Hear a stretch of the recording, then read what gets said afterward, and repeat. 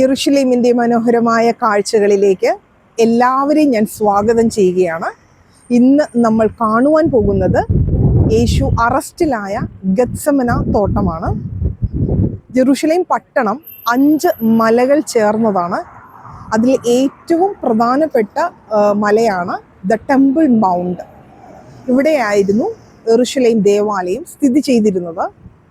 ഈ ടെമ്പിൾ മൗണ്ടിനോട് തൊട്ട് ചേർന്ന് കിടക്കുന്ന കുന്നാണ് സിയോൻ കുന്ന്, മൗണ്ട് സയോൺ. അവിടെയാണ് യേശു അന്ത്യ അത്താഴം കഴിച്ച മാളികമുറി. ആ അന്ത്യ അത്താഴം കഴിഞ്ഞ ശേഷം യേശു തൻ്റെ ശിഷ്യന്മാരുമായി എൻ്റെ പുറകിൽ കാണുന്ന ഈ കിദ്രോൻ താഴ്വര കടന്ന് നേരെ ഓപ്പോസിറ്റ് കാണുന്ന ഒലിവ് മലയുടെ ചരിവിൽ സ്ഥിതി ചെയ്തിരുന്ന ഗത്സമന തോട്ടത്തിൽ എത്തുന്നത്. നമുക്ക് യേശു കടന്നുപോയ ആ വഴികളിലൂടെ സഞ്ചരിച്ച് ആ ഗത്സമന തോട്ടത്തിലേക്ക് കടക്കാം.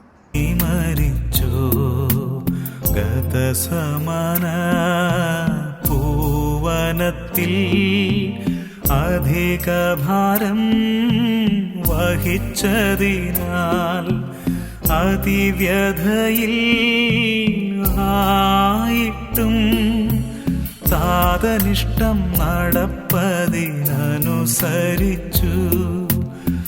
തന്നെ ഒറ്റിക്കൊടുത്ത യൂദാസ് ഒഴിച്ച് മറ്റ് 11 ശിഷ്യന്മാരുമായി ഇവിടെ എത്തിയ യേശു തൻ്റെ പ്രിയപ്പെട്ട ശിഷ്യന്മാരായ പത്രോസ്, യാക്കോബ്, യോഹന്നാൻ എന്നിവരെയും കൂട്ടി ഗത്സമന തോട്ടത്തിലേക്ക് കടന്നു.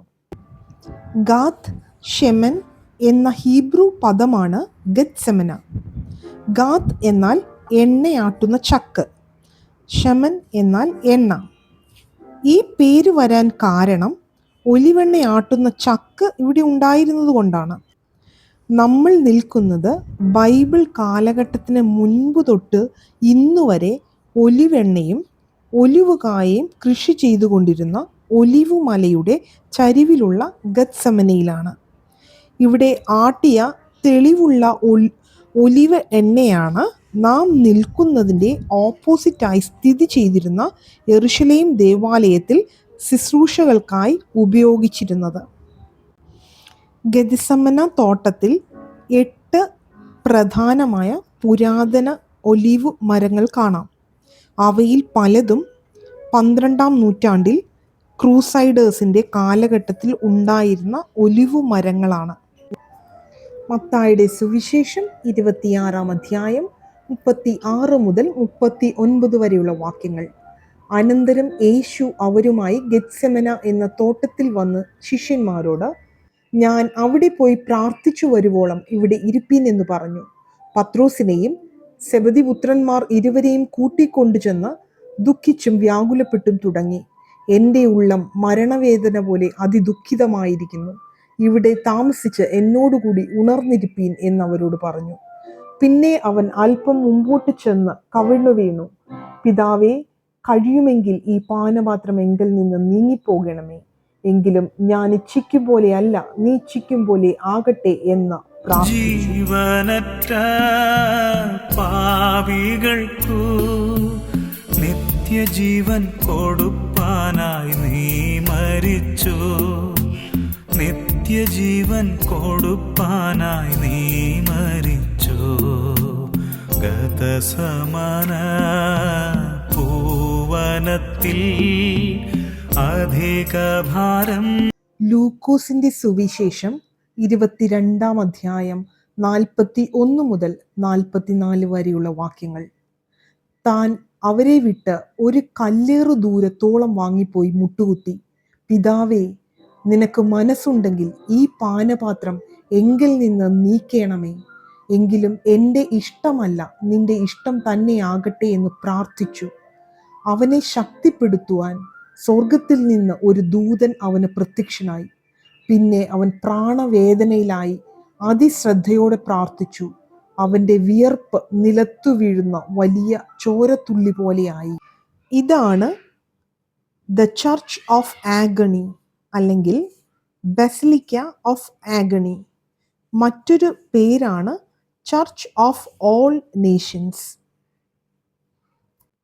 ഈ ചർച്ചിന് ഇങ്ങനെ ഒരു ഡാർക്ക് ലൈറ്റിങ് മനഃപൂർവ്വമായിട്ടാണ് സൃഷ്ടിച്ചിരിക്കുന്നത്.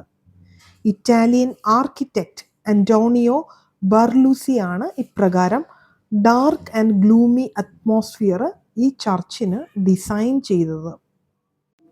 ഇരുണ്ട വയലറ്റ് ബ്ലൂ അലബാസ്റ്റർ ജനാലകളിലൂടെ അരിച്ചിറങ്ങുന്ന സൂര്യവെളിച്ചം യേശു അനുഭവിച്ച മനോവേദനയെയും ദുഃഖത്തെയും സൂചിപ്പിക്കുന്നു.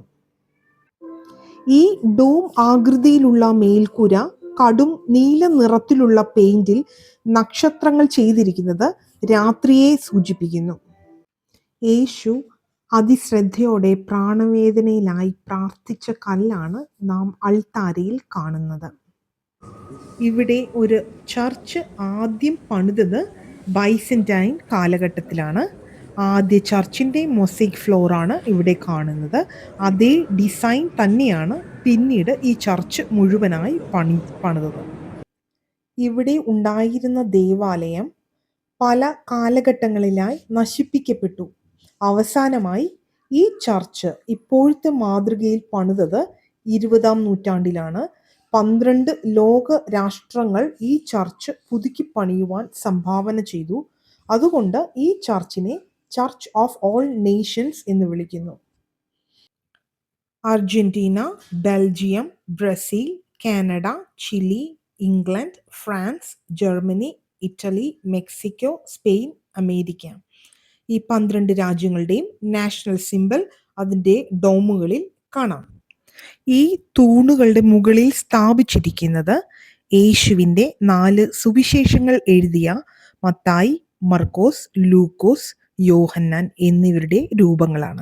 ഈ ചർച്ചിൻ്റെ മുൻപിൽ സ്ഥാപിച്ചിരിക്കുന്ന മൊസൈക്കിൽ കാണുന്ന 3 ചിത്രങ്ങൾ യൂദാസ് ചുംബനത്തിലൂടെ ഒറ്റിക്കൊടുക്കുന്നതും പ്രാണവേദനയിലായ യേശുവിനെ ശക്തിപ്പെടുത്തുവാൻ സ്വർഗത്തിൽ നിന്ന് ഒരു ദൂതൻ പ്രത്യക്ഷനാകുന്നതും യേശുവിനെ അറസ്റ്റ് ചെയ്യുന്നതുമാണ്. ഗെത്സമന ഒരു ക്രിസ്ത്യാനിയെ സംബന്ധിച്ചിടത്തോളം ഒരു ചരിത്ര സംഭവത്തെക്കാൾ ഉപരി വൈകാരികമായ ഒരു ബന്ധം ഉള്ളതാണ്. ഇന്നത്തെ വീഡിയോ നിങ്ങൾ എൻജോയ് ചെയ്തു എങ്കിൽ ലൈക്ക് ചെയ്യുവാനും സബ്സ്ക്രൈബ് ചെയ്യുവാനും മറക്കരുത്.